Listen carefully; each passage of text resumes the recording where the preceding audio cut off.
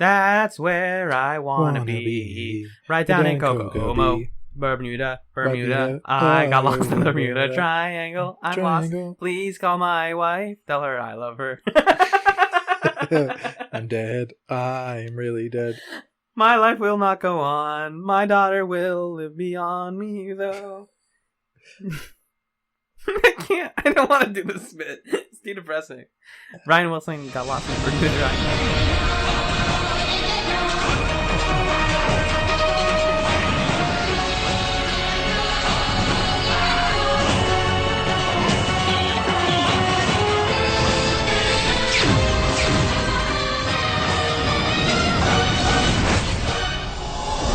Welcome to ScapeChatz, episode 37. I'm Alan, and I'm here with Wrinkles, aka Utu Naranti Pradalong, aka the 64th, aka Magellan. This week, we watched What Was Lost, Parts 1 and 2, Sacrifice, and Resurrection, which were both written by Justin Monjo, directed by Rowan Woods, and they aired June 14th, 2002, and the 21st, respectively. What the fuck? What was lost? They said the term "what was lost" like 5 times in these episodes, and I never figured out what was lost. These are some confusing episodes. In an interesting way, though? Maybe? I don't know. I think... So, there are some key points of character development in these episodes that set up arcs for the rest of the season that I think are going to pay off in a mixed way. Some of them I'll probably enjoy and some of them are going to frustrate me. But as for the episodes themselves, the stuff that was like episode specific was just so... It wasn't necessary. It was just like a lot of information and world building that didn't, for me, accomplish anything, and I don't think is going to be relevant anymore, right? I mean, we kind of like figured this out for ourselves online, like this is a self-contained episode, even though it makes some moves that seem like they might have ramifications later. In a way, it bums me out that the concept of the Darkness Triangle has already been used up, because just this like original sin, like, hey, these were like one of the first bad people coming to this planet and like corrupting it in a way, and then this whole like they're technically doing some sort of time travel in this episode in a way, like they're reversing the time frame of the planet. All of that stuff feels like you could really build a whole really interesting season out of that and relate it back to this idea of like, here's a bunch of people who've made a lot of mistakes in the past, like how far are they willing to go to change things and to move things around, sort of like one of my favorite episodes from season 3, which the name of I cannot remember, but the time travel episode from season 3, and they're that kind of episode covered most of that territory. So this episode felt like it was retreading some of that stuff, and then also it was too big for its own britches. Like I am a big proponent of shorter form storytelling. Less is always more, in my opinion. This episode could have either been 3 episodes and been way more broad scale and had more time to flesh out its world, and then also give us time for character, or give it 1 episode, cut out like half the characters of like the villains and stuff, and give us more character work. Because my biggest problem with What Was Lost Parts 1 and 2, which I kind of see as a whole, is there isn't enough of Team Moya. It almost feels like it isn't about them in a way. Yeah. We do get some kind of broad strokes here and there that I appreciated and that we'll definitely talk about, but it smacked of the same problem that a lot of Farscape Planet episodes have, which is that there's a lot of real estate devoted to like explaining how this planet works.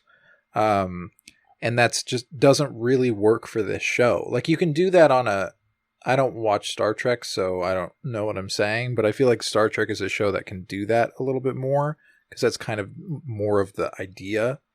Where it's like, oh, what planet are we seeing this week? But with Farscape, it just seems like that's obstructive. And then on top of that, not only are we seeing a planet, but it's like, here's the planet, and here's how the planet used to be. So you have to hold these 2 ideas of how this planet works to understand what the entire point of anything Right. is.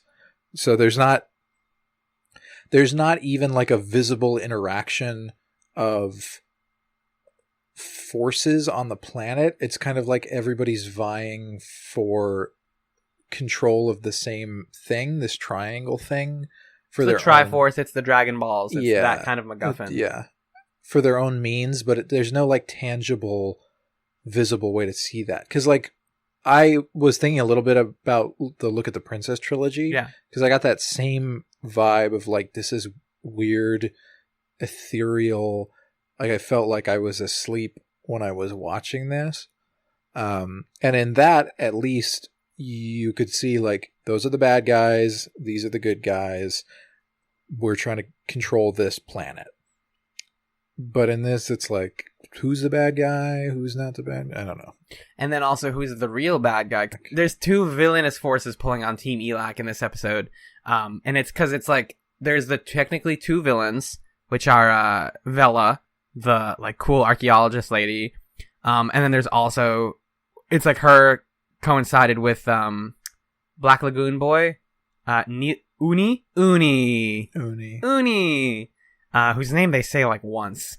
And he's in the very beginning of the episode. He's in one of my like, I don't know if they intended this episode to be this moment to be awesome, but I really loved it, which was when I was telling you about this earlier, but like they're safe and in one of the like underground caverns of this planet.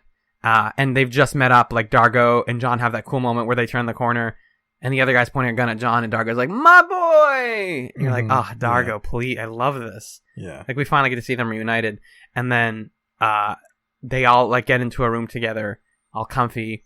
And then I think it's Jewel who says like, we're all finally here. I can find the exact line actually. Jewel says, can you believe it? We're here and we're alive and nobody is trying to kill us. And then it immediately cuts to Uni like in the water, like peeking in through the up, like, hey, what's up? He wants to go to their party and steal their snacks or whatever. And that was darkly comedic, clearly was what it was intended to be, but I read that as like, oh, this is just what their lives are for the rest of time. There's never going to be safety, no matter how much they want it. And that's what I'm saying when there's like not enough character in this episode is you don't get enough of that. You don't get enough of like the jokes and the funny. Because when Farscape isn't funny, it's like almost boring, which is not what you ever want a show to be. Yeah, definitely. And it bummed me out. Because then we get into the, like I said, like you were saying, the mechanics of like, there's this archaeologist named Vela, and she's trying to dig up the Darnus Triangle. Yeah. Why don't we just talk about all the plot? Yeah. The planet plot of these episodes. Just clear it, and then talk about what character stuff we did get. And let's preempt that by saying, if we miss anything, I took notes on this episode, and I still feel like I missed some sort of plot stuff. And since it's a one-off, it's not that big of a deal, but like, I don't know, correct us if you, like, we missed something huge and you're like, oh, there's like, you missed this fundamental thing about the world. Correct us in like a succinct way. Yeah. I could read the Farscape Wiki full summary of this episode, or I could read somebody doing like a nice curated beautifully comment. curated comment. That would be great. And we would appreciate that. Basically, Vela's digging up the Darnus Triangle on this planet. It turns out that the Darnus Triangle is an object composed of 3 different parts with culture, with like text from 3 different cultures. They're Earth, Old Luxon, I think, and Interion? Something like that. And it was made by the Tri-County City Choir that sings the opening theme song. Yeah. They totally do they do the thing that's our theme song also. And it was like, oh, don't take that from us with copyright. And they were a culture that lived here 10,000 years ago, and everything was really peaceful. And then like the quote bad people, almost in like the biblical sense, like those bad people came and they were like, hey, we want to ruin everything. Everything was ruined. And the people on this planet know that the Darnus Triangle is a failsafe that makes it so if you join all 3 pieces, or like, activate all 3 of them at the same time, then the time will reverse on the flow of this planet to before the bad people came. Because what we're noticing is that the planet is plagued by magnetic storms, which is bad for the people there and is eventually going to kill off all life on the planet. And so it's up to Team Moya to fix that and reunite and find a way to leave. That's kind of it in like a sentence. I think Naranti she's like the force that makes things confusing, though. Yeah, she's definitely a big factor in that, because it's just not clear what her motivations are. I think we're led to believe at some point that she's a villain. Yep. Definitely. Yeah. It's just not super clear. And I think it was like Brian or somebody in the comments who was like, Naranti's interesting because she is a better version of Stark's. Like, I don't know why you're here. Like, I don't know why you're... Are you with us? Or are you trying to, like, fuck us over? And I think it really comes down to, like, she's that type of character who knows too much, like, about the universe. And so she's bombarded with so many visions of, like, the future and the past and the present. And so that's why she, like, kind of seems off-kilter a lot. And you're like, I don't... Like, of course she is, because she's seeing everything at once. She has that cool third eye and has this ability to process all these visions. And she's trying to make things happen the right way, but sometimes that manifests itself weirdly. Which also explains a lot of Sikozu's actions in this episode, coincidentally. Yeah. Because basically her whole thing is like, I'm fucking you guys over. Is she betraying us? No, she's not. Maybe she... No, she is not. Nah.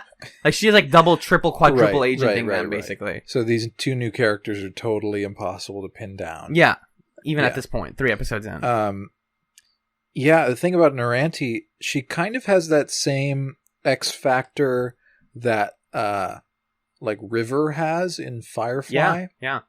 Similar idea. I think it's interesting to me when science fiction deals with mysticism and brings in those kinds of characters almost as a way of saying, like, the universe is an unstable place, and they're kind of like representing that chaotic element of things. Yeah.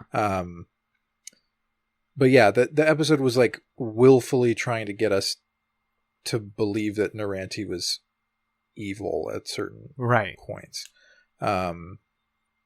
Also on the note of the past stuff, I get annoyed. I don't know why. I'm sure there are good examples of this, but I feel like I've never seen a great example of a science fiction show doing the far past. Yeah. Like a universal origin story. 'Cause like you get shit in Star Wars, for example, where it's like way back then there's some forced nonsense. It's like those 3 triangles and there's like the forces of good, evil, and middle or something. And then like if you go to just before KOTOR, people are wearing like lightsaber backpacks. Really? Like the lightsabers were powered by like backpacks. Oh, I see. Cool. Which is kind of interesting, but it's like at a certain point, it's boring to go back because you're shaving off the serial numbers of your world. So I was worried in this episode that we were going to get kind of a cosmic past to Farscape, and then we were going to be reckoning with that for the rest of the season, because that's not a show that I want to watch. It's things like that fucked over Battlestar Galactica. I was going to say, when you're talking about the past, the first thing I thought of, and I haven't even watched the show, but BSG definitely had that, like, in the ancient times of the pyramids. Yeah. And you're like, who? What? Oh. Okay, the problem is, a lot of times when you have a show that takes place in the future, and you want to show the past, what you're really doing is trying to have the viewer compartmentalize how we got from our present to the middle period, which they're showing us, and then the future, which is the show. Mm-hmm. Like, how did we get from, like, no lightsabers to lightsabers? And the answer is lightsaber backpacks. You know, like that kind of thing. Like, you're just filling in a middle that I don't need. Yeah. I don't need to know where. It takes away a little bit. Because the best sci-fi, like, in my opinion, like your Philip K. Dicks and your William Gibsons, like that kind of stuff, is like, this is close enough to us that you can get it. We don't have to explain what it is. We're just in it. And the whole point is that you get into it by reading it. Yeah. We don't need to show you how we got here. And they're trying to provide an answer to the question that the show has sort of forwarded, and Grayza alludes to this when she's with John, and we'll talk about that. Yeah. But she's like, the triangle has the Eye of Horus on it, which means that Earth is somehow tied to these robe dudes, or something. Which means that there's an explanation there for why humans and Interions and Sebaceans all look like people. Yeah, right. And that's like the only lore thing that's permanent from this episode, is that knowledge. Right. And it's one of those things where, like, when the question exists, it's cool. Yeah. It's a cool question. Yeah. To be like, you know what, they're acknowledging the question, and maybe they'll get to it, but at least we're thinking about it. But then when the answer is they're robe dudes, it's kind of like, I didn't need to know that. This isn't making the show better for me. I know that there are robe dudes that did this. Yeah. It's a stopping point on a more interesting point that we're going to see. I'm like positive that's going to be a thing. Because that feels like what we're even going to be getting into it, like Peacekeeper Wars, just as my like theory to craft is like maybe we're going to start really understanding why Aaron can have John's baby and stuff like that. Maybe. I mean, at a certain point, the answer is just going to be like, because she can.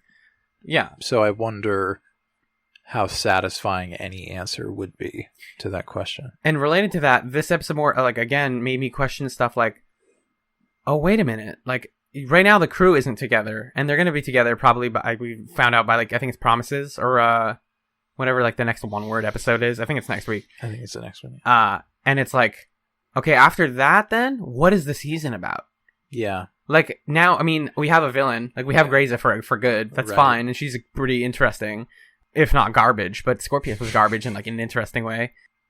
But like, why? And you know, I think towards the end of the episode, or the second episode, there was discussion of like everyone here has a purpose. But like, what is our like? Where are we all going? Like, we all kind of like had a thing for a while, and we kind of figured it out between seasons. Mm-hmm. Now, what the fuck do we do? And so the season's gonna become about like finding out what we need to do, how we end it, which is like a good way for a show to end, I think. Mm-hmm.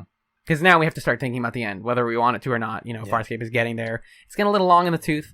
The costume stuff doesn't always come out on point. I thought Dargo, for example, his like robe looked weirdly bad this week. Mm-hmm. Dargo Robe Watch 2016. Always keeping an eye on him. He looked like skinnier or something. Like it didn't look and it's the shoulder pads also. It didn't look as intimidating as they used to. I want to talk about Braca. So let's finish the episode plots a little bit. Anyway, so we're led to believe that certain people are villains. Yep. Vela.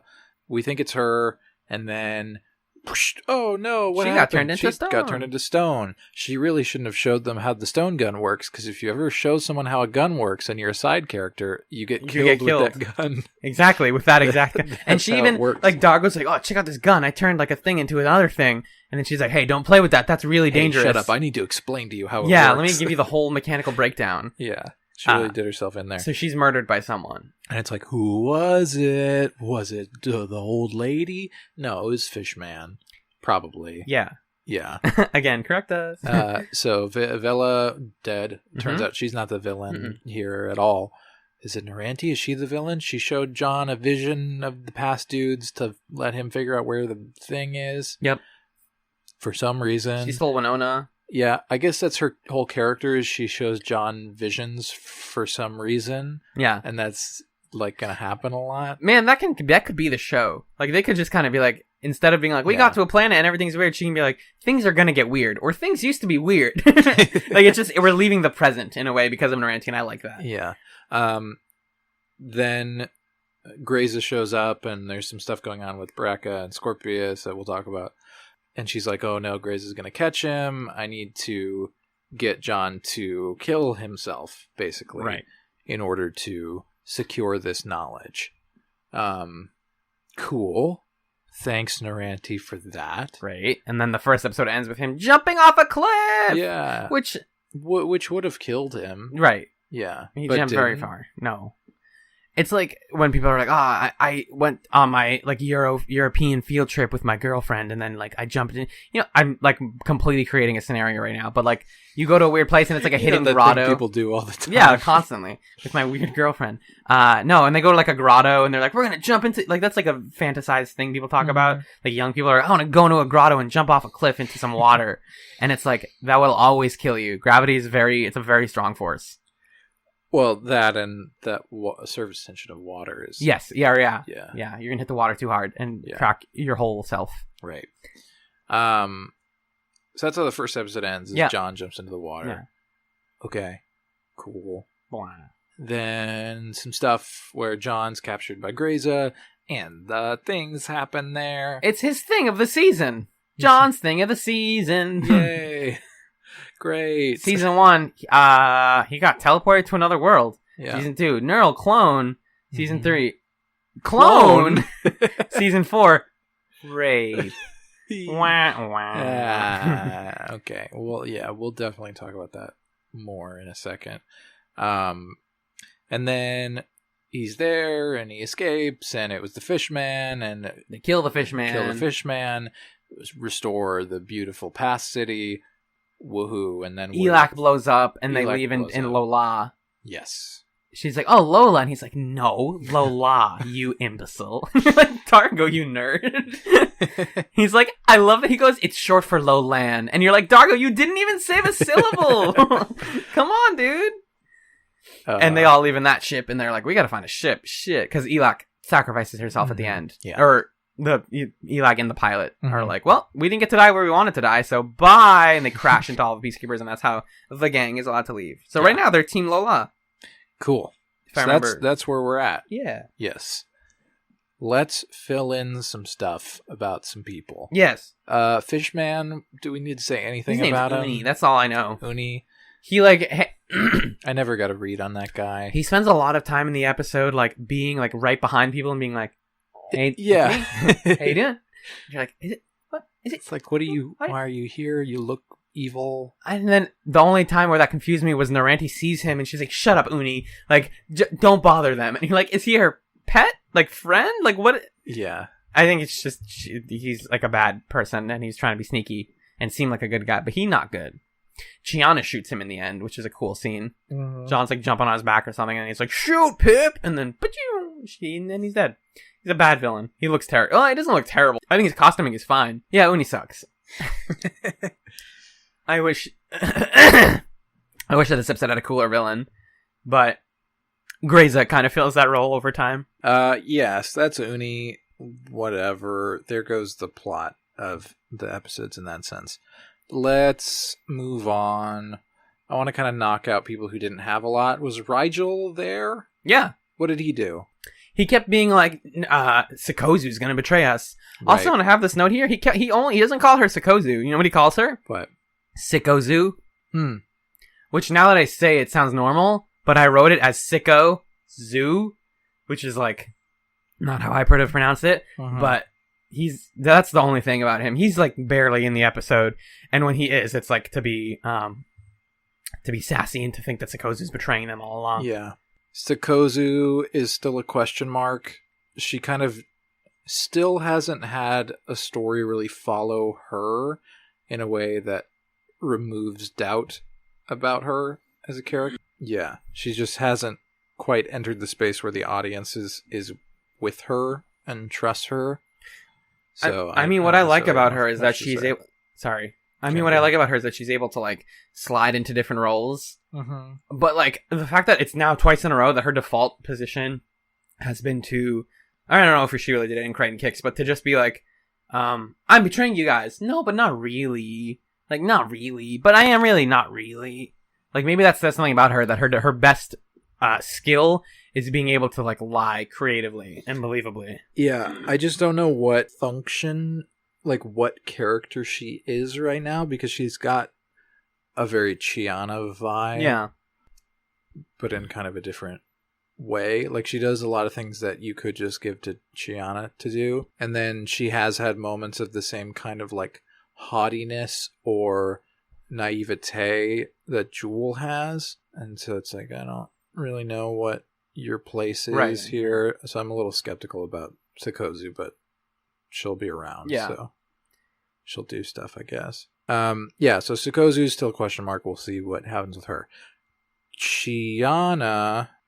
She's fun in these episodes. Yeah, I really enjoyed the scene where they're in the hallway and they beat those guards up. Oh, yeah. That was cute. And they're like, they say the word over and over again. They're like, what's the word they use to get out of being buried? That's something Sikozu did, is she almost Skurnak? got buried with... Yeah, that sounds right. Yeah, she almost got buried with Scorpius. And then he's like, let's say Skurnak, they'll go away, which is funny. And she's like, Skurnak, and they're like, oh shit, oh Whoa, my yeah. god. All right. That's a racial slur. No, honestly, it's probably just something like Emergency Protocol 11. Like, it's just like a word that is it's an instant get out. Yeah, I wonder, I feel like that'd be a pretty easy thing for spies to find out. It's just a word. Yeah, so it must change often or something. I think it also, the context matters, because the joke is later when they're escaping, the girls go like, Skurnak, Skurnak, Skurnak, and they're like, no, we're shooting you. You don't just like be like, oh, in that case, never mind, we won't shoot you. Because we know you're the bad guys now. You can't do that twice. Yeah. It works in the beginning because she's already trying to convince them she's a PK, and then they're like, "Oh, maybe you are," because you said Skrnak. Yeah, I feel like Chiana this season is gonna be. She's gotten a lot more grizzled. Yeah. Her hair looks different too. She's Hair like looks a little bit, yeah, all over the place. Yeah, she was a little crazier in Crichton Kicks. So I think she's shifting to a much darker. Well, her powers are fucking her up too. Right. Can't forget that. I want to talk a lot about Jewel. Oh yeah. Yeah. Jewel had some great stuff. Yeah. Finally, some cool character stuff. She and Dargo had that kind of hilarious sitcom interaction where she was hanging out with Dargo and Vela, and then Vela was talking about how like Luxons were intellectually inferior, and then Dargo is like, "That's messed up," and she's like, "Yeah, it's messed up that she would say that." And then Dargo's like, "Well, what do you think?" And Jewel had that line where she's like, "I think you're exceptional for a Luxon." And he got pissed. It's a little racist. Yeah, it's super racist. It's like a lot of it racist. Super racist. And then she and Dargo have a reconciliation that I thought was very charming and nice. It weirdly filled in Dargo's backstory for me too. That his race is the type that is like considered like that other person says like intellectually inferior, and it's like, oh, but why? Like we the viewer, because we've known Dargo for so long, have no reason to suspect that he's not smart. But then to remember that like a lot of the season is also about thinking about how the rest of the world views our team, because like in Crichton Kicks we saw like the wanted posters and stuff, and it's like, oh shit, they're a wanted group of fugitives, and now it's like, oh shit, Luxons are actually looked down upon by other races. And space racism is like very, very well-worn territory in sci-fi, but I think that that stuff was interesting to see and reminded us that Jewel comes from a place of like interesting privilege and not just like, she isn't just like a white insert. Like Interions are like still their own thing, and her position as an Interion and as a researcher is its own like whole box of worms. Bag of worms, can of worms. Those are the words. How are we keeping these worms? Yeah. Yeah. It is some great world building reminder. Like when we found out that the phrase words. Like when we found out that the Rigel's race, the Hynerians, had a predatory race. You're like, oh, that weirdly teaches me a lot about Hynerians. Yeah. And the way that like he was usurped and stuff. And it's like, oh, we're in season 4 and we're still learning about Luxons. Like that's pretty neat. Yeah. And it's just cool to see Jewel and Dargo have this budding relationship that was started in Revenging Angel. Yeah. And is still kind of progressing. There's that. And then a beautifully cute little character moment when Chiana, Sikozu, and Jewel beat up those guards, and then Chiana and Jewel have like the hand walk thing that they do, the cute little like, we did it, and Chiana's kind of doing it like absentmindedly as if they've done this a lot by this point. I thought that was great. And then the end of the episode, it's like, bye Jewel. Bye You're forever. Never coming back. It feels like she's barely been around. I feel like it was so soon. Yeah. And it is. She's been on the show the least out of any of the major characters. I don't think she's like gone. I have a feeling she's gonna like come back maybe like briefly. And so at some point I looked it up. I could tell you or not tell you. Is she gonna come back? She'll be back in Peacekeeper Wars. That's what I thought. Or I guess I knew that. I liked Jewel a lot. And right when we started to be like, oh, she's kind of finding her own character as like the smart person, they took that and said, oh, the smart person is surrounded, and the person who loves history and like archaeology. Yeah, they just found the greatest archaeological find of all time. And, what's not archaeology? What's the one that's like studying people? Anthropology. Yeah, the best anthropological find of all time. They're gonna live here forever and learn so much. And it's like, it's heartwarming to remember that Jewel isn't just the annoying character, but also like has goals and found them. Because that's the other thing about this season, is like people are finding what they were looking for, or not, or discovering what they really needed. And like, there's little moments where we realize that Jewel has been becoming nicer over time, and people are starting to like her more. Like when she's melting Sikozu's bracelets, and she's like, "Hey, cover your ears, please, because I'm gonna yell." And then she's like, and then Shiana's like, and Sikozu closes them, and she does the yell, and it works. And it's like, oh, like she's not just using her yell to be like a parody of shrill women. Like she's actually just doing it to be helpful. Yeah, like, it's a power now. Yeah, exactly. Sure. It's a superpower. Yeah. I'm gonna miss Jewel a lot. I really Me too. I was like weirdly sad when she left. I'm like, It's really? also now weird to me that there are people out there who hate Jewel. Yeah. Because it's like she wasn't around very much. Yeah. She was in it for 2 seconds, and she didn't really get in the way of anything. Yeah. I don't know. I think people hate the concept of Jewel a lot. Of like the annoying rich girl. But she got past that so fast. Yeah. I think there's at some point in one of these episodes where someone calls her princess, or the word princess is used. And it's like, that is an annoying trope where you have the princess character, the character who like doesn't get it and is kind of spoiled. That's used to death, especially in ensemble shows like this. I think Firefly is an example that kind of subverts it a bit by making the princess also a prostitute. Right. Yeah. Firefly's all about that, though. Yeah. But a lot of shows like this have that character, the spoiled princess character. Yeah. Oh, we're gonna miss you so much, Jewel. Jewel, I'm gonna make you the episode art for this episode. I'm gonna find a good frame of you, and you earned it, babe. Boom. Hey, man. What's good? What if I read us the background info and then we go to the Moyabag? What if you did that? I'll do it. Many of the scenes were filmed in the same location as the climactic sequence in Mission Impossible 2. Tim Ferrier designed a series of tunnels in the studio to match and extend those that existed on location. That's cool. That must have taken a lot of work. Oh, yeah. I've heard stories of different movies that were filmed at the same time, especially if anything takes place in Vancouver, or nothing takes place in Vancouver, but was filmed in Vancouver. Because people use Vancouver to be every city. You'll see 2 different film crews at the same place, and you're like, oh shit, like that's gonna be a funny story in the future. But Mission Impossible 2 is a good movie, is what I'm saying. The crew returned to Middlehead in Sydney Harbor for the first time since the filming of Thrown for a Loss, which was 3 seasons ago. 3 seasons ago. Yeah, a while ago. Right, yeah. The story for this 2-parter was originally going to be the finale for season 3. That's crazy. That doesn't work. If this episode was doing the like, hey, all this big lore stuff is leading to something, that's actually a good season 3 finale. But like to end on a one-off, that's like, well, because also season 3 already ends on a weird episode. Yeah, it like ends, and then there's another ending, and then they would be like, oh, we're gonna end it again. Like that's like too many. I mean, it doesn't say when in the process this was the case. Yeah, but it would feel kind of weird to go, well, what was happening? Yeah, like season 3 has to resolve the wormhole stuff. It has to just stick with that and with John and Aaron. That has to be how season 3 ends. This would have been annoying, I think.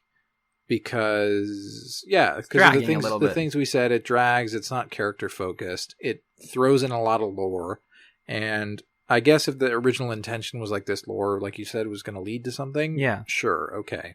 We can have a conception of like Farscape is going to be different. It kind of feels like there was one of the season finales of Chuck where he gets the Intersect 2.0 that lets him do like Kung Fu on top of being smart about things. And you're like, okay, next season is going to be a season where he's doing Kung Fu. That maybe would have been a similar thing. But I don't think I would have liked that Farscape. The like lore, space past, how are Earth and this place connected. Yeah, it's just too much mysticism and that kind of thing for Farscape. I think Farscape like exists best in the present of what it's doing. To me also, just to kind of take that point home, like Farscape is a show that exists on the fringes of society. Like it's about a bunch of outcasts living in the corner of the universe that's surrounded by outcasts. And to put them in the middle, like if they went to like a galactic universal capital in Farscape, that would be really weird. It's like, no, I don't want to like meet the mayor. Like I don't want to meet the boss. That feels weird. It could be cool. At least to see like how different their lives are from that. Like to contrast, it would be interesting. Mm-hmm. But if it like, let's say like theoretically season 3 ended with like oh, and then Dargo got an apartment on, like, the Coruscant of Farscape. And you're like, what the like, I don't want to see that. Right. You know? Yeah. It feels strange for them to be engaging with, like, the central story of the galaxy. That's why Scorpius was great, was because he's not the Peacekeeper boss. Yeah, we thought he was when we first met him. Side project guy. Yeah, and that's why Grayza's a little weird. Is you're like, she's higher up, but she's still not the boss. Yeah. We're probably going to meet the boss at some point. I think so. The previously on Farscape segment includes scenes shot for Crichton Kicks that were not used in the episode due to time constraints. The producers felt that including them here would bring the audience up to speed. The entire scene was added on DVD releases as a deleted scene. That's not the way to do that. Yeah. I was telling you this before we started recording, and we're going to talk about Braca after the break, but like after the Braca break, putting his heel turn, like his whole character arc is in that heel turn, and putting that in a previously on that people might skip, and that was not in the episode. Netflix automatically skips. Yeah, too. I'm glad not that they knew that Netflix existed, but yeah. But like, if people are binge watching this and they don't stop between 1 and 2, then they're gonna miss that. Probably if it skips that one, and it's like, oh yeah, we cut that. That suggests to me that they didn't care that much about Braca, and they're like, oh, don't worry about it. Maybe you missed. Like maybe they think the viewer like didn't notice that happened. Like they could cut it, because if I was watching this week to week, they could have convinced me that had happened, but it didn't. Having watched this show and discussed it to death, I know that Braca didn't turn at any point. Yeah. But in that flashback, he's like, sorry, Scorpius, Grayza's got your number, and you're like, what the hell? Yeah. That's not nice. Ugh. Okay. Uni was played by Steve Lemarquand, Ben Browder's stunt double during the first season. Some of his lines had to be redubbed to mask his strong Australian accent. He barely spoke, though, to be fair. Yeah. A large number of versions of Uni were created by Jim Henson's Creature Shop to ensure that all of the script requirements could be met, including more than 10 pairs of hands and feet. Too much work for that character. I want to see the box full of Uni's hands and feet. Like somebody's in the attic just throwing them behind their head. Yep. The strange goat seen in Crichton's vision was nicknamed Goatzilla by Jim Henson's Creature Shop and fulfilled David Kemper's longtime desire to see a star goat on the series. Ah, David. his longtime desire. Star goat. Guys, this whole like blowing up a ship with a wormhole weapon is cool, but I need to see a star goat. The show can go no further unless not only do I see a star goat, but I want to see its neck get slit on TV. Can we get that on air? Or like the episode airs tomorrow. He's like, I'll film it in my house. Wayne Pilgrim. Wayne Pilgrim went to the new colonies. Wouldn't it be funny to see Wayne, like Scorpius and Scott Pilgrim, like just replace Scott Pilgrim? He's one. Oh yeah, he's one of the boyfriends. Even. I think it might be funnier if he's the. I don't know. Ramona. Yeah. Wayne Pilgrim was extremely ill during the filming of this two-parter and lost a fair bit of weight. He was pretty cool. He had to eliminate gluten from his diet in order to recover. That's a bad part of your character to play when you're sick. Yeah. Is also fucked up. Yeah. I mean, maybe it's easy, like, oh, but like, no, realistically, that's probably really difficult. Probably makes you feel worse. Yeah. Wayne Pilgrim suggested to director Rowan Woods that Scorpius be led around on the dog leash to emphasize his dramatic change in situation. So he's extremely ill, and then he's like, this would be much better if you forced me to crawl around on the ground like a dog. Give me some drool too. Make me sound like a dog. It's great. Oh my god. We're going to talk about that specific thing. Yeah. After the break. During Crichton's vision of the priests, they can be heard singing a version of Farscape's main theme rearranged by Guy Gross. Thanks, Guy. Yeah. Gross also reintroduced the use of a shakuhachi, a type of Japanese flute, an instrument he last used in the score of Eat Me. The music in these episodes was really cool. Yeah, it's the best thing about these I episodes. like the music a lot. Totally. Yeah. Very weird. Awesome. Yeah. For all of her appearances in Season 4 in the miniseries, Jules' hair stayed red, rather than change according to her mood. She was also given matching makeup above her eyes, something that was matched with another Interion character, Vela. I noticed the makeup. I totally noticed the makeup. And there was a point where she was like super happy and her hair was red. And I'm like, did Farscape drop its own rule set? Yeah, they did. The answer is totally. Whatever. A deleted scene from the episode showed Dargo explaining to Chiana that he had a change of heart. Killing Macton would not bring his wife back, so instead Dargo transmitted a message to Macton indicating he knew his location, feeling that having his enemy live in fear that Dargo could turn up at any moment would be better than killing him. That's deleted because because of time and because they made books about it. Yeah. I love the scene at the beginning where John's like, Dargo, what have you been up to? And he's like, oh, you won't believe the stuff I did. And you're like, did they just do an ad for some books? like they like popped up on the bottom of the screen with the pricing, like the MSRP, and you're like, oh. Yeah, okay. That's frustrating though. That because Dargo's like, you could argue that Dargo's the third most important protagonist on this show, just in terms of how he's been prioritized. Because it's like John, obviously, Aaron, obviously, and then Dargo's been around the longest, except for Rigel, but like Rigel's not the main character. And they're really just like, they just keep throwing away things for Dargo to do, which is it's frustrating. It's a bummer, and Dargo's like he often comes up again as like my favorite, and I love him and associate with him, and everything about him is perfect, but like. I wanted to see that. And I might read the book someday, but like, just give me some of that. Give me like a flashback. Like, are we going to get a Dargo-centric episode? Probably not. I was saying last season that we deserve a Rigel-centric episode. I don't think we're going to get that. We're in too deep shit at this point. Yeah. With everyone in weird places right. to have any time for that, mm-hmm. which is unfortunate. Yeah.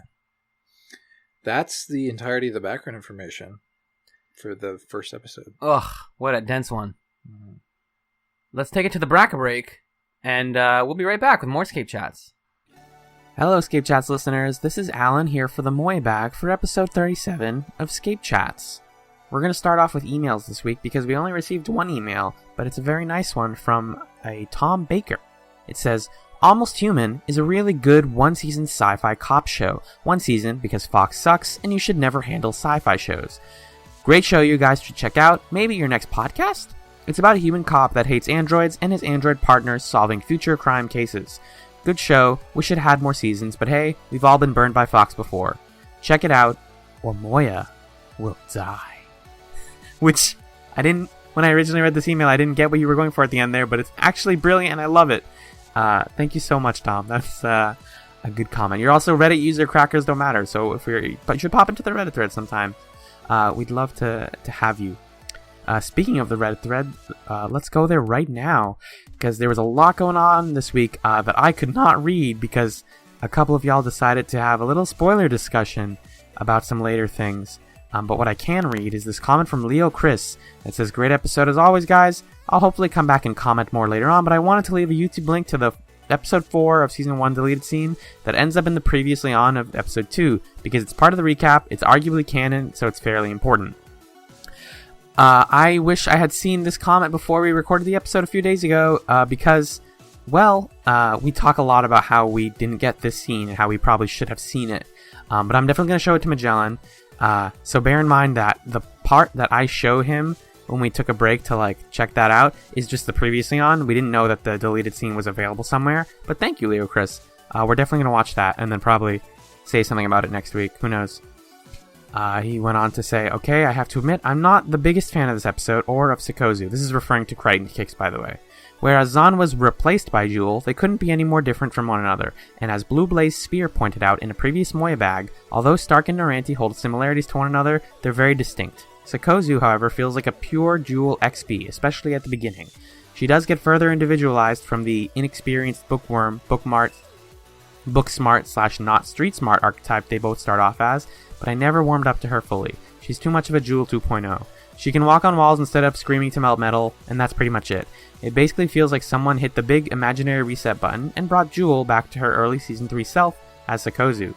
Nothing against Rayleigh Hill, she does a great job with the material she's given.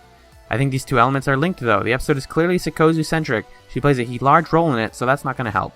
And of course, Jewel is my favorite Farscape character, so I'm clearly biased. Leo, Chris, you have good taste in characters. Blue Blaze Spear coming back hot, saying, My thought about Sikozu's gravity-defying power was that she can not only shift her center, but she can shift it to some point that is outside of her body. Which they basically say, yeah, like we said, if that's the case, then why can't she just fly? It's because it's a TV show with a budget. In my neck of the woods, I don't think we started seeing HDTV in any widespread way until around '05 or so. That's around the time that all broadcast TVs flipped over to HD and people with antennas had to go out and buy newfangled digital antennas. In any case, it was well after Farscape went off the air. Magellan edited this episode right. I wanted to give him props for some of the amusing music cues that he dropped in there. It worked well with you guys sort of getting your wires crossed with the music you were humming. First, I'm going to talk about that in a second, but then there's a reply from Domain that says, calling it now, Magellan is going to find complaints regarding Sakozu's and some other Kalish's inability to use translator microbes and the technicalities that'll become present later in the season, but I'll avoid spoilers. And then Blue Blaze came back and said, it's funny that in all their talk about how Sakozu has powers, I don't recall them talking about how she could get a hand bitten off and pop it back on with no apparent long-term effects. I totally forgot about that. That's a good point. Thank you to both of you. The rest of this comment thread goes on to just drop some huge spoilers about Sakozu, which I'm not going to read. I'm just going to scroll, and then they end by saying, this is wonderfully nerdy. We're definitely picking the show apart. And then Blue Blaze said, I love everything that just happened here. And then Domain 101 decided to ask Blue Blaze Spear the question I've been wondering for a while, which is, yo, Blue Blaze, why aren't you on ScapeChatz yet? To which they said, thanks, I enjoy Farscape, but it's not really in the cards for me right now. I'm fresh off of moving into a new house where I've been doing renovations. I'd have to go digging through boxes to find the wife's iffy computer mic. And going on to say how they don't think they would be a good speaker on the show, which I disagree with. We ourselves edit ourselves to sound better than we are. Domain 101 can attest to this, but we, it's not as clean as it sounds in the final edit. We do a lot of cutting, even in this Moyabag and stuff, especially in the Moyabag, actually. Finally, crackers don't matter. Oh, hey, there you are. So you are in the Reddit threads. Great stuff. He says, finally caught up. Feels good to be up to date with ScapeChatz. Great episode. Glad you caught yourself singing the wrong song. I have the DRD playing 1812 as the notification on my phone. I was listening to that part thinking I was going to have to call you out on it. Funny thing I remembered while watching this episode was the fact that John and the crew had been through such an incredible ordeal in Into the Lion's Den to delete the wormhole data. But then how does John conduct his research? By writing the full book of Wormholes 101 all over the ship's walls. What was his plan to destroy all that data if peacekeepers found him? I would have loved to see a scene with him running around throwing space gasoline all over his research when the pirates showed up. Or one with the pirates saying, what do all these calculations mean? Think it's worth anything? Nah, looks like some crazy gibberish to me. Other than that, good start to the season, funny stuff, Crichton smacking his ass saying it's grade A beef, and the lava episode has some hilarious lines in it, and I can't wait to hear what you guys think of it. Okay, I'm going to pause here from reading these lovely comments. Thanks again to everybody in the Reddit threads. To say that we definitely did know that we were singing the wrong song. The point where I mention it at the end of the episode, where I'm like, I don't think this is the 1812 Overture. We genuinely were singing the wrong song. And then Magellan edited it to sound like different songs, there's a track from Hamilton in there. That's the joke. I wanted to go with this forever. I never wanted to have to admit this, but we got so many minor comments from people that were like, hey, did you notice that you sang the wrong thing? After a while, we did notice it. A lot of classical music sounds the same. Thank you for the comments. We do love the corrections, but come on, cut us some stuff. Moving on to Twitter, Angela Scrangela says, my name is Angela, hey, hello! And then says, were y'all drunk this episode? Maybe just a little bit? It's cool, fun times. Which we had been drinking, but we had one beer each, so I wouldn't call that drunk. It's more like when we're in person, we tend to get more silly than we do over Skype. And then they also said, my bestie and I are the same way, and y'all are awesome. Finally, we have our weekly memo from who says regarding Crichton kicks. I love this episode. I do. I always forget it. It's the episode that lingers in the back of your head and gives you a happy memory to play with. DRD 1812 is my tiny mechanical bay, and Sakozu is basically me. I agree. But I love the dissonance of the classical music and the comedy weirdness. It gives a fantastic feel as a whole episode, like your brain cannot understand it but loves it anyway. Following up by correcting us that the writer's strike was in 2008, which thank you, and Chiana is more of a teenager, she's 19, Sakozu's 22, and Jewel is 24-ish. I'm just curious where you got those numbers from, because they sound right, but I feel like those aren't anywhere textual. That whole language scene rules my heart. Didn't get that one, did ya? Because it's Klingon! Ben fucking Browder. There's nothing much to say about them except that they're really loud and Scottish and they have great gun designs, which is what I said. And then she said, they reminded me more of Scandinavian Vikings? That accent is not a brogue. Thank you. I was kind of pulling that accent out of my ass. The back-guano is literally water with blue glitter and some gelatin in it, and no one can tell me otherwise. Ben Browder is bathing in blue glitter. It's a good point. Sakozu never changes her center of gravity again. It's fucking this show. I think maybe she does it once and something else happens, but it doesn't happen often. You want some of this? Great, yeah, the primary American beef again. And John is the loser in his own story, which is something that we said. And then she says, John has crap self-esteem. I thought y'all knew that. We did. Thank you for the corrections. And I think at one point, Owen's also mentioned to me, like, hey, do you guys not know what the song is? And like I said, we know things. Sometimes. We don't always know things. Sometimes we're dummies. But that was the Moyabag, actually, folks. Thank you so much for listening. And I hope you enjoy the rest of our discussion of what was lost.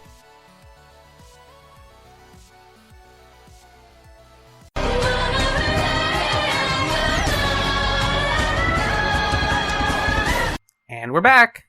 Hello. Hello. Talking about the rest of what was lost. What was lost? What was lost was a lack of I can't phrase that sentence correctly. What was what lost? was lost was my love for Braca. Ah, My pure love for Braca was sullied. My pure sweet charisma lad. It was ruined. Ruined. Step 1. Put his heel turn in a Frelling previously on that we didn't get to really criminal. You were saying this to me earlier that they're kind of treating this character as if like, oh, you didn't know. You didn't even Braca. care about Braca, and it's like I love Braca. I adore one of my him. favorite guys to show up. At first, yeah, like the first episode or two he was in, I was like, I can't remember that man's face. Yeah, David Franklin doesn't have a very memorable face. But after a while, you really get to like Braca. Yeah, TV like got really emotional weirdly. TV shows like actually secretly, although it's important to have your main characters be lovable, like you need to remember to also give care and love to your side characters because they're, especially now in the age of the internet, people will ship your weird side characters. Yeah, it's Rosencrantz and Guildenstern on a fundamental level. Like those are the characters you didn't think you cared about, but they were there all along. Right, and they had a story to tell, and so did Braca. Braca's our Rosencrantz. Yeah, and it just doesn't. His move. So, to sum up, he's on Grayza's team. Yeah, because she's like, hey, I'm actually way more powerful than Scorpius, and I can get you way higher up. She calls him Commander Braca in the previously on, instead of Lieutenant. You're like, ooh, like he got the name. And then he turns to Scorpius, and he's like, all right, dude, you don't really got much going on. And Scorpius is like, but, what? So I didn't see it because it was in the previously on. Yeah. And Netflix skipped it for me. Yeah. So you're saying that it was a scene with the three of them. Yeah.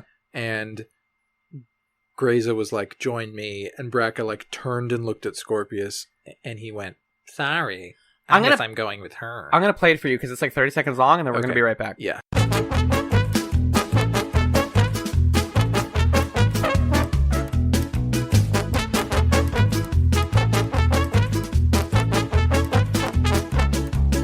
Okay, yeah, so he's just saying to Scorpius, there's somebody better who's come along, and I'm going to join them.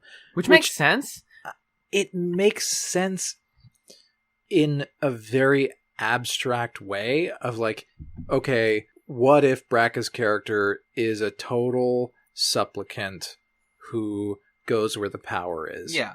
Which Peacekeepers are like that, though. I know, but I disagree that that's Braca.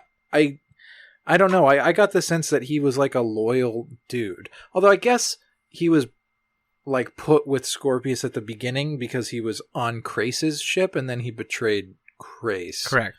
And obeyed Scorpius's command because he was more powerful. Okay. So he jumps ship when he needs to. Yeah. I just find it disappointing. Really, if they showed that scene, like that whole scene, I would have been okay with it. Because I would have been like, all right, we understand the linear progression of like, Braca notices that Grayza is like, hey, your psychological reports say that you're like doing great. Like you're like you're like ready to fuck people over if you need to, which is a good thing in Peacekeeper society. And he's like, oh, maybe now that you think about it, like she like whispers sweet nothings into his ear, and he's like, oh shit, because like Scorpius says, he says Grayza's a manipulator. Like maybe he's just being manipulated all along by the higher powers, which he kind of is, but right. It takes away his agency weirdly. Yeah, it does need those steps to make it, because if we did see those scenes, I think I'd feel sorry for Braca instead of disliking him. Yeah. Because now you're setting up an arc where Braca's taken in by Grayza, and you have that moment where she like uses her pheromones on him and he leans in for the kiss and she turns away. Yeah. And in the version of the episode that we saw, where for no reason he's bad now, Yeah. I was like, I don't care. Good for you. Like, you didn't kiss the lady. I'm mad about this whole thing. But in the version where he gets the scenes that build up to that, then you can kind of be like, oh, Braca's a lapdog and he's stuck where he is. Yeah. And eventually Scorpius is going to show up and put bullets in his head. Yeah. And that would have been cooler. Yeah. This is me, Alan, like, postulating what I kind of was hoping. My subtext for Braca, and like, okay, so the whole Peacekeeper thing is that they're like bondage Nazis. Like, like the sex thing and the domination thing is like an essential part of who they are. It's part of their aesthetic. Yeah. It's not only part of their aesthetic, it's like how they train people and like raise people. Okay, because like sure. Grayza's whole thing is that she Sure. has sexual superiority over all men. Mm-hmm. Because of her hormones in her body and everything. Like, that's intentional. And so, when Braca was under Scorpius, in my head, the queer subtext made perfect sense. Like, I joked of, like, they fuck. But it's like, there could have been, like, a sexual attraction. Yeah. Of some sort. Of, like, or at the very least, like a, it's hard to explain, but there's, like, a difference between sexuality and, like, the passion of like following someone who's stronger than you and like is guiding you. Because people who are listening know, I'm sure you all have someone in your life who like is way more eloquent and can like speak to you and like make you think in a way, and you're like, I just want to listen to you and do everything you say. Like it makes you feel good. Yes. Yeah. Everyone knew someone like that in their life at some point. Mm-hmm. And like that could have also that was what Scorpius was to Braca. Yeah. And then with Grayza, it's like, no, he's just straight and very horny, and he'll do what she does. That's what bothers me about this, is that it seemed like Braca loved Scorpius. And not, like you're saying, in the way where it's like, you want some fuck Scorpius, right. Very funny. But when he's with Scorpius and like watching Scorpius almost die on a table, and he's like, no, he's got to stay in his dream. He's got to overheat as the nurse is trying to go against Scorpius's wishes. To me, it's like he has Scorpius's fate completely in his hands. And if he was power hungry, he could have just let Scorpius die on the table taken the position. But he didn't do that because he believed in Scorpius and his mission. And yeah, Scorpius has failed. His entire project was destroyed. But to me, that doesn't make Braca now gloat. It makes him feel sorry or feel ashamed. And maybe that is the subtext here, and he's kind of hiding that, and we're going to get some further development from Braca. I mean, I know we do. Sorry. You know that we do. Yeah, I know a little bit about Braca. Okay. But my prediction related to... Finish your point. But right now, it just feels like the way that they're moving this character is not honoring that more human element of him. Because he's more than just he's more than just the consummate peacekeeper that Grayza accused him of being. Right. He legitimately believes in certain things. And this episode wasn't really giving him the credit of believing. My prediction is it's a face turn. I think he's lying to Grayza, and he's going to actually be like... what I was thinking was the case. When you were saying all of this, I was like, it actually makes perfect sense. Of like, no, I was feeling you overall on like Grayza. He's a deep undercover agent, and he's going to help Scorpius. Because we know Scorpius isn't dead at the end of this episode. Yeah. Even if I think the last time we saw him was him getting buried, I think he's fine. He's got to be fine. What if Braca dug him up or something? Maybe. Something like that. Because they call him like Igor or something. Like they call him the like thing that we've always joked that he is, which is like the sub to someone's dom. But like they call him that, and you're like, but it's for Scorpius. It's not for Grayza. Yeah, it can't be. Right. I'm holding on to that theory. I really hope that's true. Yeah, I would love it. I don't know if it is. Or don't not. Tell us. I mean, people. the only two fates I can see for Braca is either he's still working for Scorpius or Scorpius will kill him. Yeah, one of those. Both work actually, but I'd prefer if he was working for Scorpius. Yeah. Yeah, I want him to take a bullet for Scorpius. I really want that just to needs happen. to do it. Yeah. Or take a bullet for somebody else because Scorpius wanted him to. Right. Because he's not going to do a good guy face turn at this point. Like, he's not going to be like, oh, secretly I like Moy. No one is. But it seems like they're positioning Scorpius to be, like, not with the Peacekeepers anymore. Yeah. Definitely. So let's talk about Scorpius. Did they explain how he's alive? What happened to him last time? He was in the ship when it blew up? When it was blown up. He got away. All right. We knew he got away. We said there's no way he's dead. I know we knew, but the But they didn't the explain show why. isn't even bothering to like, Yeah. go through the hoops, I guess. He's alive. Maybe the scenes that they cut would have explained it or something. He's basically under the control of Grayza and Braca because they take the tubes out of the side of his head, his cooling tubes, and instead of blue fluid, which we know is good because blue is good, we put green fluid, which is like Nickelodeon slime in his head, and that makes him think crazy thoughts. It basically turns it's like he's being lobotomized, and he's reduced to, and again, ding ding ding, peacekeepers as like sub and dom, like he's a dog on a leash. Right. That's targeted. Yep. Yeah. That was incredibly intentional. Yeah. And he's a dog on a leash that they're using to be like, hey, John, we're with you. Look what we did to Scorpius. Look, he's like terrible. Like they put him in his face when John's sitting on the wall, and they're like, see, like didn't we do it? Like we got rid of your bad guy. And he's like, John is at this point is smart enough to be like, that's not how this works. You don't like kill the enemy of my enemy is not my friend. Not actually. Yeah. And they, so we find like Scorpius is like in that comatose state and drooling, which is really hard to watch. And, he like starts to get out of it, and then there's that moment where they're like, oh, he's getting out of it, and Braca's like, I got you, man. He holds the new tube in his hand, tries to put it in, and as he's putting it in, Scorpius bites his hand. And you're like, oh, like there's like he can fight back. He's got teeth, literally. Yeah. And then Braca puts it back in and just fucking punches him in the face. Yeah. And you're like, Scorpy, my dude, my love. And then later they're like, hey, your gun's not even loaded, Grayza. And she's like, oh, isn't it? She points a gun at Scorpius and shoots him, and I was like, "That's funny. Did you kill Scorpius?" Like, this isn't how Scorpius dies. No. And he falls into a grave, and you're like, "Oh, he fell into a grave. He's dead." And she's like, "Bury him." Yeah, he's dead. He's not dead, folks. There are some shows out there that do that sort of move, where it's like new villain on the block, boom. Yeah, it's an easy way to convince you that the new villain is hardcore. Yeah. But this is not a show where you believe that, because this show is so much more about character, and they've invested so much in developing Scorpius' character that he's not gone. He's a perfect foil to John. Much better acted than Grayza, quite frankly. Yeah. Cooler looking. Just everything about Scorpius is better than Grayza. Yeah.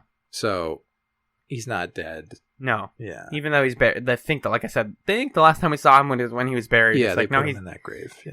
He's fine.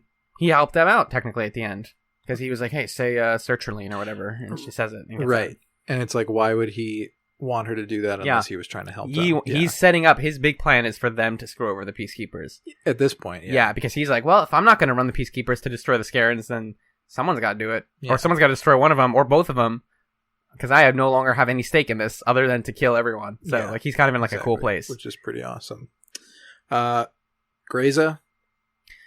Let's talk about Grayza. She's a sexual object, but she uses her sexuality to control men.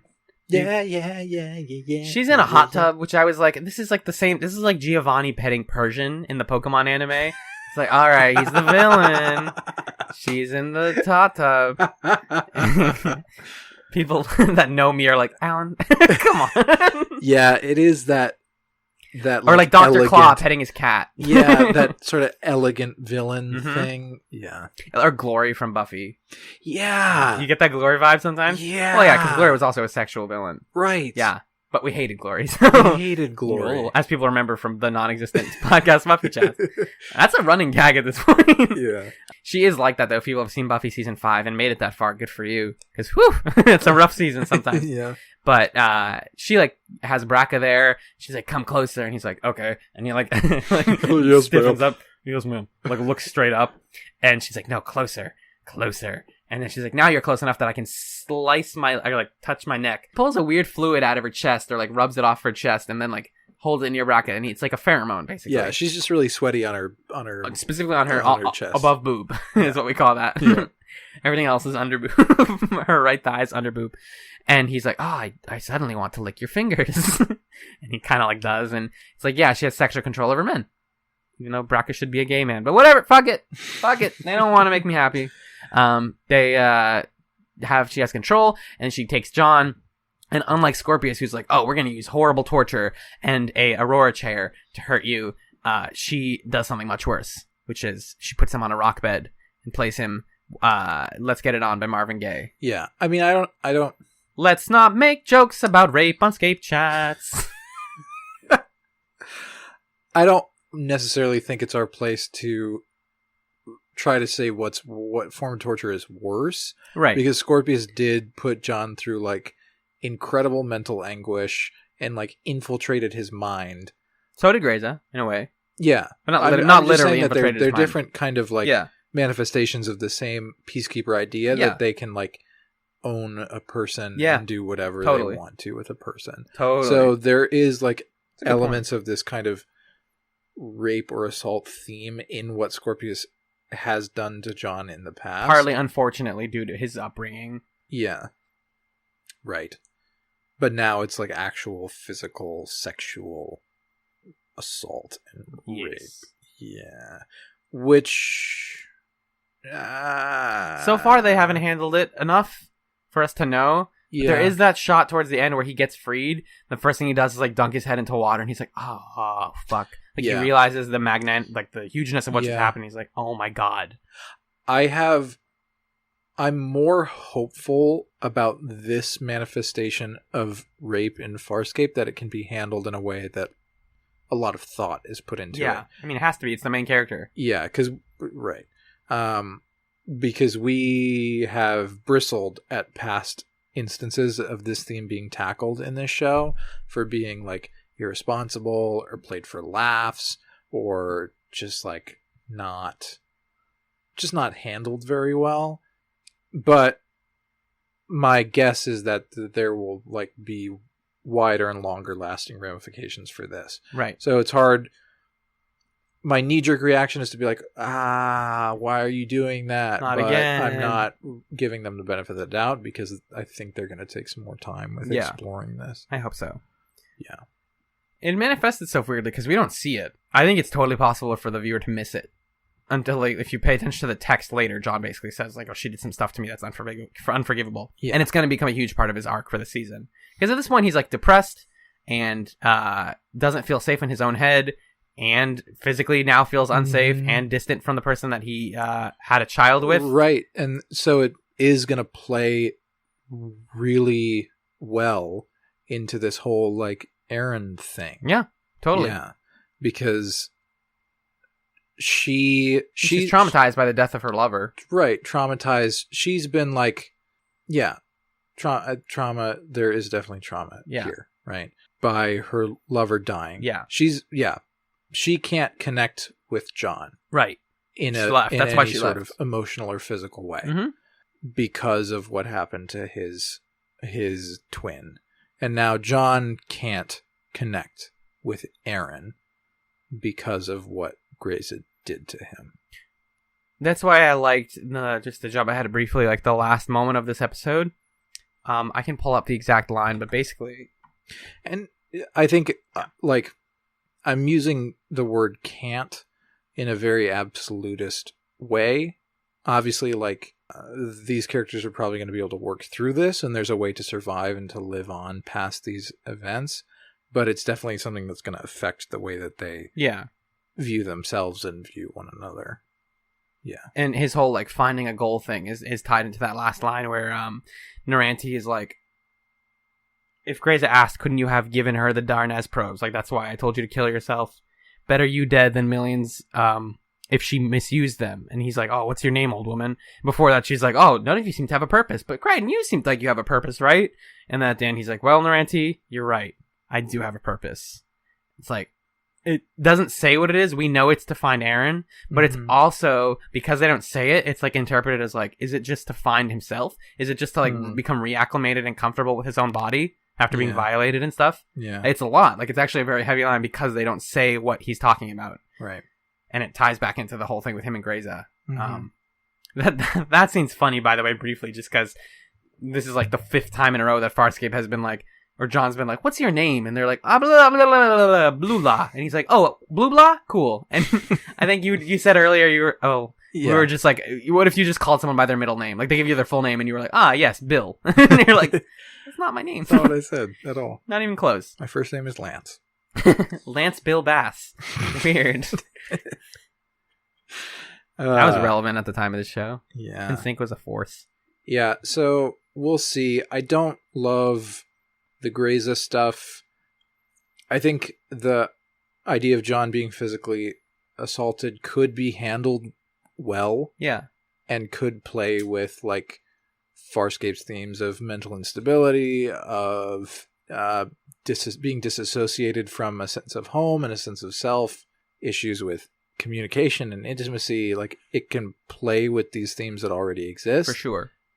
As long as they actually do that. Yeah, follow through with that. Yeah.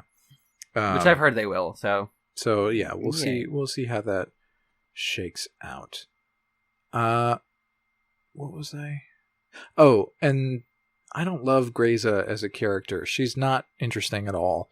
I don't think she's very well performed. It's like okay. Hit or miss. And then the costuming and the makeup, I don't really see it. So weird, like silvery. There's nothing cool about it. It's just we've been spoiled by Scorpius, who's like, oh man, bondage samurai. Amazing, yeah. Yeah. And that's just like, Grayza's just physically attractive. But also, like, the short hair is this, like, militariness of her. Yeah, the short hair is a cool element. And it kind of is this intersection of feminine and masculine power. She has all the control. Yeah. But it's just not that interesting. Yeah. And she's doing the thing that Scorpius was doing before he was a cool character, which is like her last scene in the episode is talking to Braca, and she's like, did you get him? And he's like, they got away. And she's like, Frelling. Damn it. You're like... Yeah. I think there's a really cool think piece to be written about Farscape with regards to gender. I'm sure it has happened with like Grayza as a very central element of that thesis. I would love that. I would love to read that.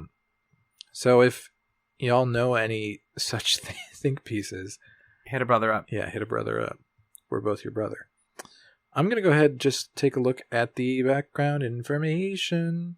Please do. It's pretty short for this one. Oh, I had more notes, dude. Oh, go ahead, Just real brief. Go ahead, dude. Skurnak is the word, by the way. I was joking earlier that it was sertraline. It's not. That's just a thing I've heard of. Of course, she didn't kill Scorpius. Sakozu, make up your mind. The best shot of this episode, it's when all the gals get out of prison, or they're about to get out of prison, and they look at the two guards, and the three of them turn their heads at the same time. They're like, whoosh, and they smile, and you're like, oh, fuck. And then the guards are like dead instantly, and you're like, yes! The girls have power. Yeah. That could have been the show, guys. I would have watched that show. Just Chiana, Jewel, and Sakozu rocking it. When you stop making the women on your show fight, you realize that you have infinite feminine power. Yeah. And that's like the coolest thing. They don't have to argue with each other all the time. It's like a smart thing they realized for 2 seconds. And they do the escape scene where they're like, sertraline. I'm never going to get it right. Skurnak.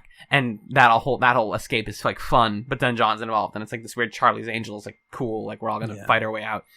And then my last note in here, this was in the scene where they're getting the 3 pieces of the Darkness Triangle, and they put them like enough metros away or whatever, and they don't work. And then everyone's like, damn it. Or Chiana's like, damn it. It's like, Jewel's like, damn it. And then John goes, like pulls a gun out and tries to shoot it. I'm like, yeah, there's still a little bit of the Southern American dude in him. That's like my first instinct when something doesn't work to shoot it. That like got a laugh out of me. And then they work, and then everything's fine. Yay, but Jewel's gone. Aww. But Aaron's still not here. Aaron in this episode would have made a lot of things better. She's the heart of the show. Aaron makes the show better. You're right. It just feels anchorless without her. Maybe theory. The complicated shit in this episode was to get us to forget that Aaron was in this episode. And you're like, I'm trying to focus on all this lore. Wait a minute. Aaron's son's not here. What? Yeah. She's not going to be here next week either? Well, for us, she is. Yay! Aaron's coming back. We already know that. Aw. Thanks, the internet. Speaking of the internet, give us that background info, baby. Here you go. The Egyptian symbol recognized by Crichton is the Eye of Horus. Although Dargo apparently met Sakozu for the first time in part 1, they have already established a level of trust, enough to create a plan to defeat the Peacekeepers. Later, when Dargo meets Rigel on the old Leviathan, Rigel tells Dargo that he's convinced Sakozu will betray them again, suggesting the two spent time comparing notes about the newcomer. Okay. Yeah, it's just like, hey, here in those cuts, some character development happened. Don't worry about it. Yeah. Which I like that about the show. Is that I forgot to mention this, but I was charmed by Rigel's connection with Elak's pilot. yeah. Their like affection for each other. He's like, no, Elak, don't leave. Like, they're almost back. Mhm. That whole, like when Moya would leave and they're like, all right, bye. And you're like, no, Elak, don't be like Moya. Mhm. Yeah. And then the pilot kind of fell asleep at one point because it was dying. Oh, that was sad. Yeah. Tammy McIntosh departs as a regular with this episode. At the time, she'd been cast in a recurring role in the medical drama All Saints, and her temporary departure from the series allowed her to juggle the two roles. Good. Someone send us a copy of All Saints, please. Thank you. Don't Thank actually... you. No, send us, what's it called? Stark's, like, Broadway acting, or Sydney Opera House Yeah. demo reel. That's what I want. Thank you.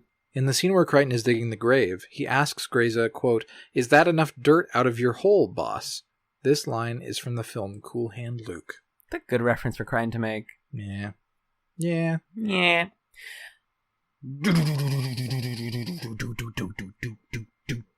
Oh no, there's an unbalanced load in the washing machine. Beep, beep. If it's the dryer that I have in my house, it beeps Frelin 4 times. No, let's open up the dryer. Inside, what's a paper? Oh, it's an envelope. Huh, what's in here? Rip.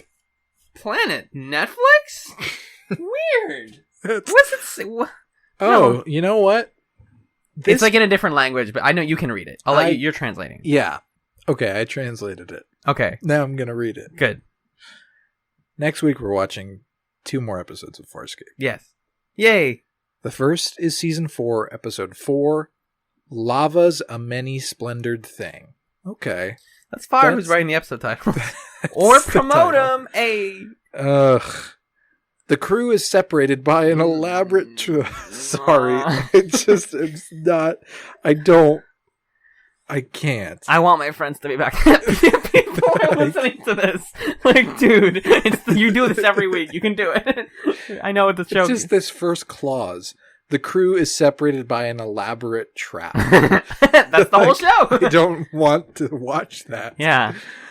The crew is separated by an elaborate trap that leaves half the members in lava-filled caves, while Chiana and Sikozu are left outside with the ship. Okay. Does that mean they're outside doing things, or they're outside not doing things? Just looking at the clock, like getting 7-Eleven runs. Yeah.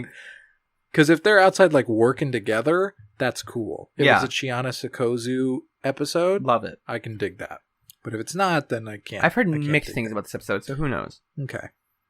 Then, the next episode we're watching is Season 4, Episode 5, Promises.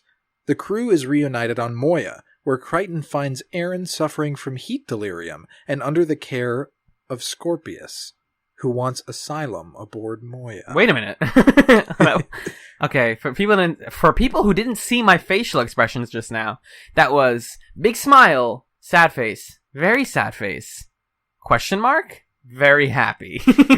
So that's the episode we want. I'm That's the one we excited want. about that, I think. That's more Aaron. That's more Scorpius. That's Moya. That's Yep. the new pilot. That's everything we want.